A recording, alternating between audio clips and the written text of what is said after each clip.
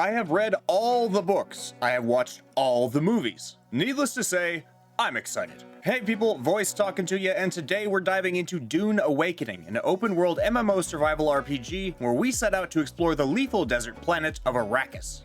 Also, this game was made by Funcom, the developers of games like Conan Exiles and Aloft. If you'd like to check this game out for yourself or see my full playthrough streams, there are links to both down in the description. Now, for those of you who might not know anything at all about the Dune universe, here is a very condensed rundown.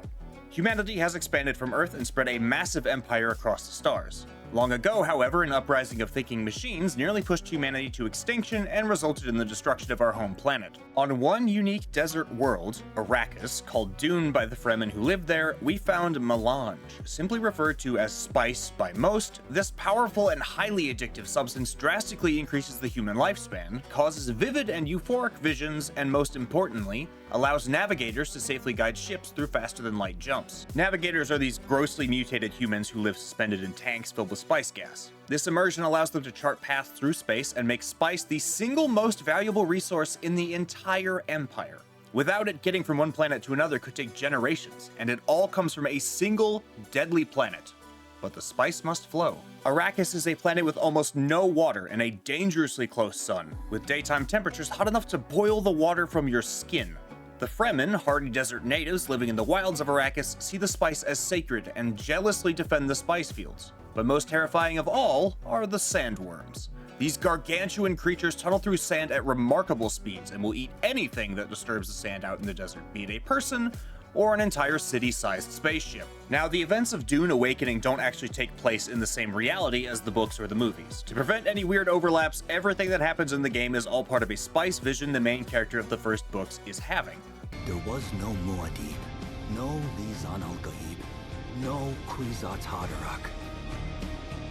I see a universe where I, Paul Atreides, was never born.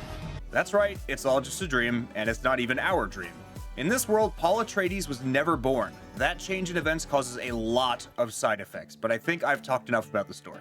Needless to say, it's going to be different, and though it's all clearly Dune adjacent, something about it does feel a little off.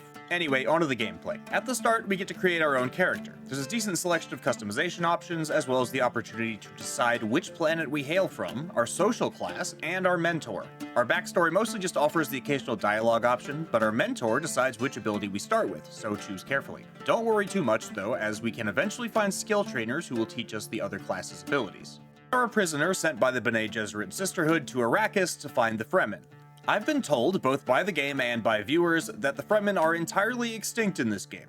Considering, though, that the Bene Gesserit seem to still believe they're out there, I imagine they can't be completely gone. Aside from the starting cinematics and our encounters with the tutorial terrorist, our goal here is mostly just to stay alive and carve a place for ourselves in the world of Dune. Of course, this is the most contested and one of the most dangerous planets in the known universe, so survival will come with its share of challenges. First off will be water, of course. Water is life in the desert, so every drop is precious. Both our health and our stamina are tied to how well hydrated we are, so the better your hydration, the longer you can run, climb, and fight. Inversely, if our water meter ever reaches zero, our health will rapidly decline until the desert claims our sun-dried bones. To keep from ending up like this, we can lick the dew from flowers, but in the long term we'll need to learn the ways of the Fremen to survive. That might mean drinking the blood of our enemies or refining it into water. Is that considered cannibalism? Anyway, staying hidden during the day and moving at night will help, but the real lifesaver will be your still suit. There are plenty of different armor sets that can give us protection from darts, blades, and the sun itself, but a still suit will capture most of the water leaving your body, by any means, and recycle it into drinkable water. Just make sure the seals are on properly, or you're gonna be drinking piss. As for shelter, we can build structures through a pretty free-form base system. We drop down a land claim device, and from there we can build just about anywhere. Well, anywhere that isn't already taken, of course. Finding a good spot for your base can be difficult, mostly because everyone else probably had the same idea. But there's plenty of cool places if you're willing to look. We can build in a clearing, inside caves, or even on top of dizzyingly tall rock formations. Now remember that this is a multiplayer game, but for the most part, as long as you aren't in a PvP area, you don't need to worry about other players messing with your base.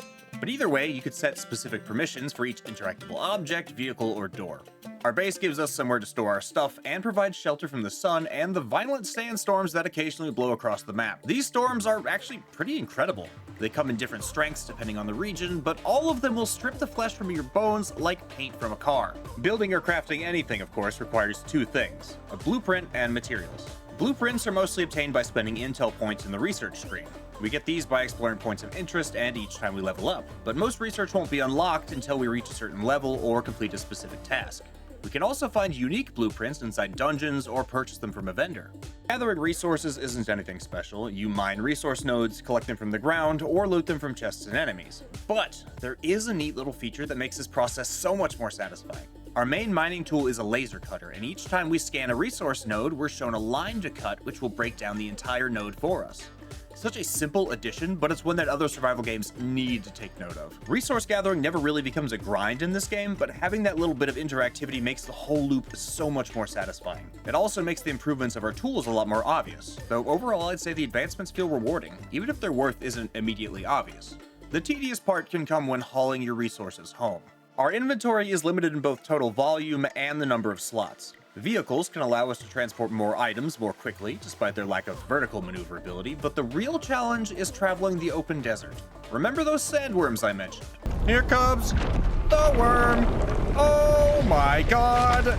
Yet they would be more than happy to eat you, and are pretty much always present. Unless your server has one of the worm bugs, that is. Dying by normal means will cause you to drop your inventory and deal damage to your equipment. But if Shai Hulud gets you in his jaws, you'll lose everything he devours. Your loot, your gear, even your vehicle if he swallows that. There are ways to avoid the worms, however. Sandworms are blind, but they hunt by sensing vibrations through the desert sand. As long as you stand on solid rock, you don't need to worry. The moment you step out into the open dunes, however, you'd better start praying. If there is one aspect of this game the devs got right, it's the sandworms. Oh, look at him, he's huge. Holy shit.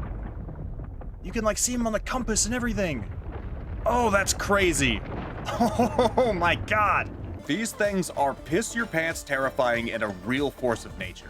Watching a worm breach off in the distance is magnificent, if a bit grim since they're probably eating someone over there. Moving carefully between islands of safety is the only way to stay alive, as even a powerful sand bike won't outrun a charging worm. I love the sandworms here.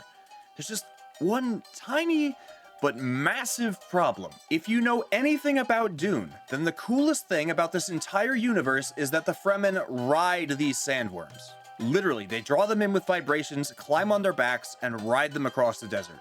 Dune fans, you may want to sit down for this one, because we cannot ride the worms in this game. Some viewers might not get this, and that's okay, but to hardcore Dune fans like me, that is a massive turnoff. The devs have mentioned they might add something in the future, and I swear if they make it paid DLC, I'm gonna... The other big turnoff is the lack of any kind of stealth system. We're following the way of the Fremen in this game, and they specialize in guerrilla warfare tactics and hiding in plain sight.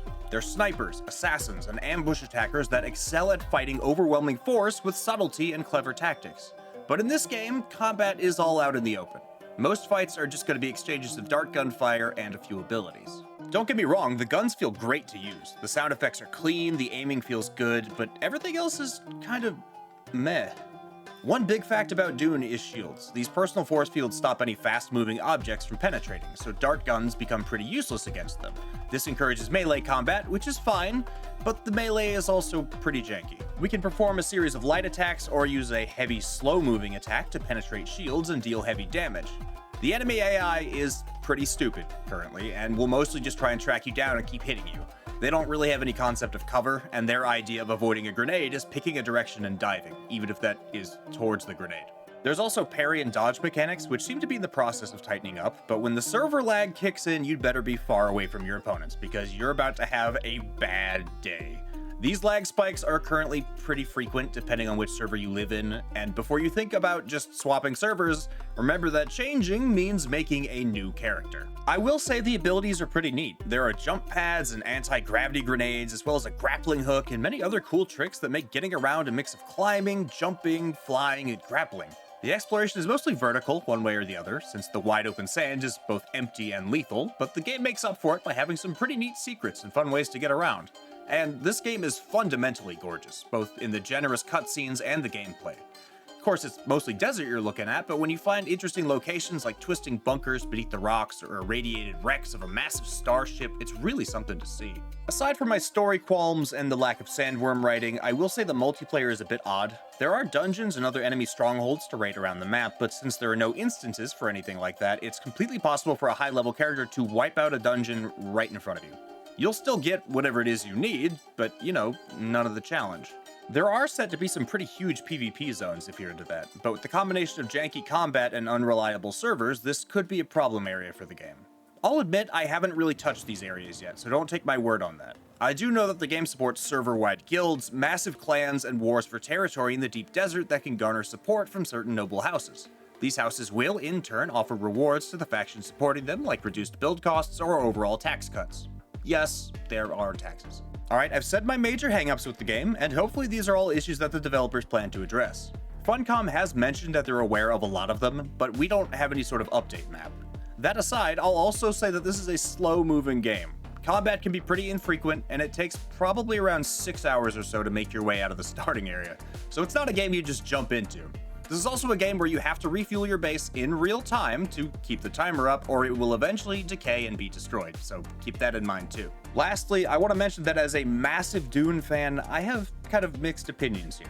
I really like the direction of the survival mechanics. Stealing blood from enemies and crafting hidden shelters to keep you and your vehicles safe is really satisfying, and I'm really excited to explore the rest of the desert too. On the other hand, it feels sort of detached from the world of Dune, partially because of the alternate timeline, but also because of the lack of direction. Maybe it's the fact that the cities aren't very impressive or the characters are kind of flat, but it just feels, I don't know, different.